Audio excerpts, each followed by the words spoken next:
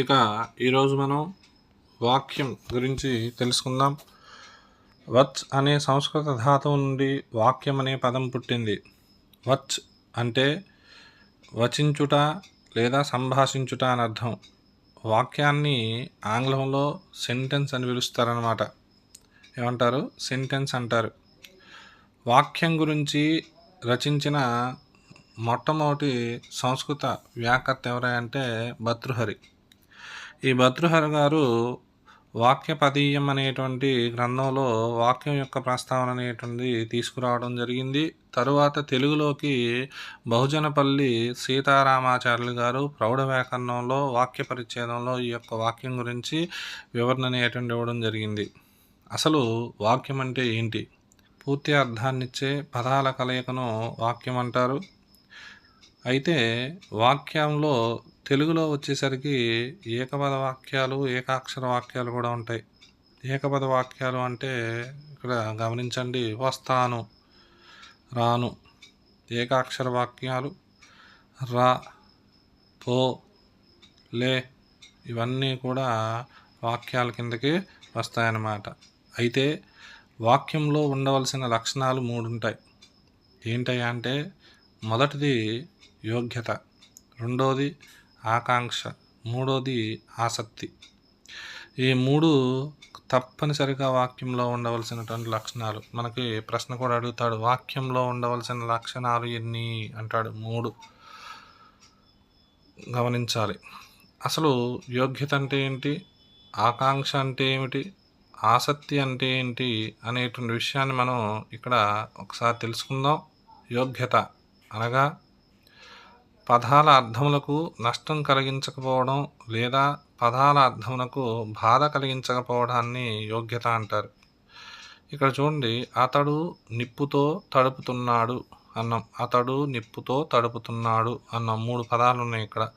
ఆ 3 పదాల యొక్క అర్థాన్ని గమనించినట్లయితే అతడు నిప్పుతో తడుపుతున్నాడు, అతడు నిప్పుతో తడుపుతున్నాడు అనేటువంటి మనం పదం ఇక్కడ అర్థానికి, పదాల యొక్క అర్థం చూసినట్లయితే ఇక్కడ మనకి అర్థానికి నష్టం కలుగుతుంది.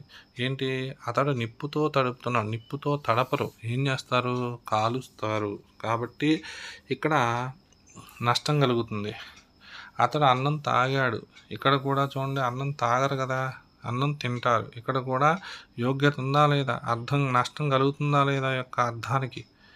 కాబట్టి 2 వాక్యాల్లో మనం ఏం లోపించిందని చెప్పొచ్చు? యోగ్యత అనేటువంటిది లోపించిందని చెప్పొచ్చు. అంతేనా? ఇక్కడ చూడండి, అతడు నీటితో తడుపుతున్నాడు, అతడు అన్నం తిన్నాడు. ఈ 2 వాక్యాల్లో యోగ్యతుందా? సెంటెన్స్ అర్థం ఉంది కదా. కాబట్టి దీన్నే యోగ్యత అంటారు. ఏమంటారు? యోగ్యత అంటారు. అంటే పదాల అర్థములకు నష్టం కలిగించకపోవడం, పదాల అర్థములకు బాధ కలిగించకపోవడాన్ని యోగ్యత అని అంటారనమాట. తర్వాత రెండవది ఆకాంక్ష. ఒక పదం విన్న వెంటనే మరొక పదం వినాలని కోరిక కలగడాన్ని ఆకాంక్ష అంటారు.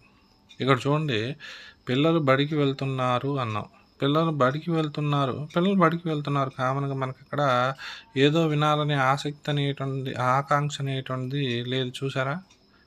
కాబట్టి మనం చూద్దాం. చూడండి, ఇక్కడ చూడండి, పిల్లలు అన్న, పిల్లలు అనగానే పిల్లలు అని ఆపేయగానే ఏమైంది? మనకు సందేహం. ఏంటి పిల్లలు ఏంటి చెప్తున్నారు ఇక్కడ? కోరిక మనకి. ఏంటి పిల్లలు, ఏంటి పిల్లలకి ఏమైంది, పిల్లలు ఏం చేస్తున్నారు అనేటువంటి ఒక ఆకాంక్ష అనేటువంటి ఉందా లేదా?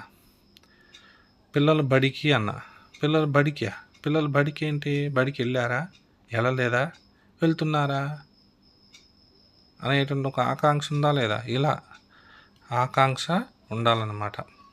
అర్థమైంది అనుకుంటున్నాను. ఇలా ఆకాంక్ష అనేటువంటి ఉండాలంటే ఒక పదం విన్న వెంటనే మరొక పదం వినాలని కోరుకోవడాన్ని ఏమంటారంటే ఆకాంక్ష అంటారు. తర్వాత ఆసక్తి.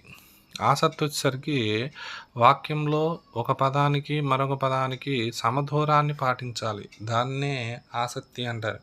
అంటే రెండు అంటే పదాలని, వాక్యంలో ఉన్న పదాల మధ్య సమదూరం అనేటువంటి ఉండాలి. అంతేగాని ఒక పదం మొదట్లో ఉండి, ఒక పదం మొదటి పేజీలో ఉండి, ఇంకో పదం 2వ పేజీలో, ఇంకో పదం 3వ పేజీలో, ఇలా ఈ 3 పదాలు కలుపుకోండి వాక్యం అంటే సరికాదనమాట. ఉదాహరణకి ఇక్కడ చూడండి, దేవదత్తుడు హంసను కొట్టాడు.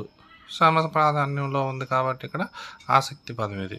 ఇక్కడ చూడండి, ఒక రోజేమో దేవదత్తుడు అన్నాం, ఒక రోజేమో హంసను అన్నాం, ఇంకో రోజేమో కొట్టాడు అన్నాం. ఆసక్తి ఉంటుందా ఉండదా? ఎవరికైనా ఉంటుందా? ఇప్పుడు ఒక కథ చెప్పేటప్పుడు అనగనగనగనగనగనగా రాముడు అని ఆపేసేసి ఒక గంట తర్వాత వచ్చాడు అన్నాం అనుకోండి, వినాలనే ఆసక్తి ఉంటుందా ఉండదా? ఉండదు కదా. కాబట్టి ఇలా ఆసక్తి అనేటువంటిది ఏంటంటే తప్పనిసరిగా వాక్యంలో ఉండాలి. వాక్యంలో ఒక పదానికి మరొక పదానికి సమధూరాన్ని పాటించాలి. ఏం పాటించాలి? సమధూరం అనేటువంటిది పాటించాలి. ఈ 3 కూడా, ఈ 3 యోగ్యత, ఆకాంక్ష, ఆసక్తి అనేటువంటి 3 కూడా తప్పనిసరిగా వాక్యంలో ఉండాలి. గుర్తుపెట్టుకోండి. ధన్యవాదాలు.